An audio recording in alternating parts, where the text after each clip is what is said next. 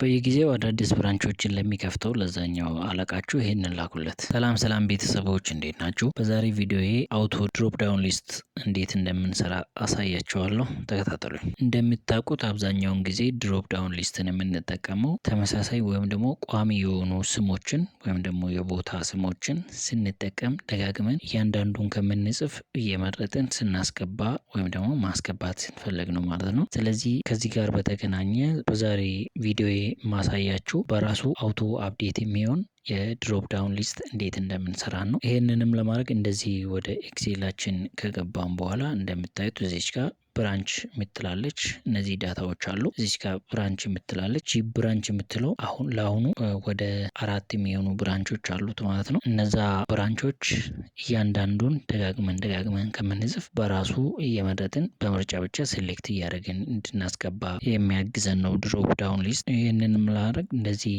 ኮንትሮል ሺፍት ዳውን አድርገን ወደ ዳታ እንሄዳለን። ዳታ ቫሊዴሽን ውስጥ እንመጣለን። ዳታ ቫሊዴሽን ሴሌክት ካደረግን በኋላ አሁን እኛ የፈለግነው ሊስት ስለሆነ የብራንች ሊስት ስለሆነ ሊስት የምትለውን ከዚህ ውስጥ እንመርጣታለን።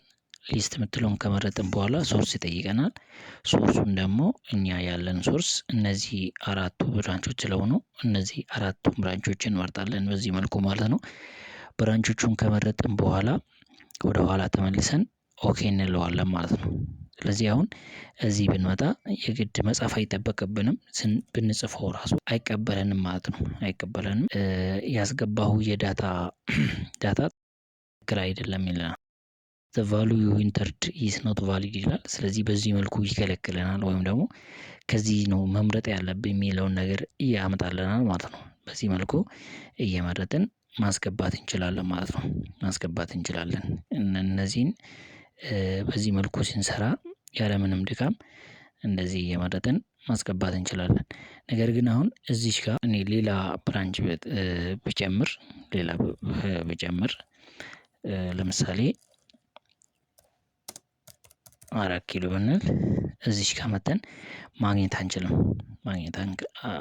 ምክንያቱም አውቶ አፕዴት ስላልሆነ ማለት ነው። አውቶ አፕዴት ስላልሆነ ማግኘት አንችልም። ይሄኛውን እንዴት አውቶ አፕዴት እናደርጋለን የሚለውን ነገር አብረን እናያለን ማለት ነው። ዛሬ ይሄኛውን ለማድረግ ምን እናደርጋለን? እቺኛውን የብራንቾቻችን ሊስት ያሉበትን ቦታ እንምጣና ሴሌክት አድርገን ወደ ዳታ ሆም እንሄዳለን። ወደ ዳታ ሆም ከሄድን በኋላ ፎርማት አስ ቴብል የሚለውን እንመርጣለን። እቺኛውን ከመረጥን በኋላ ማይ ቴብል አስ ሄደርስ የሚለውን እንመርጣለን። ኦኬ እንላለን ማለት ነው።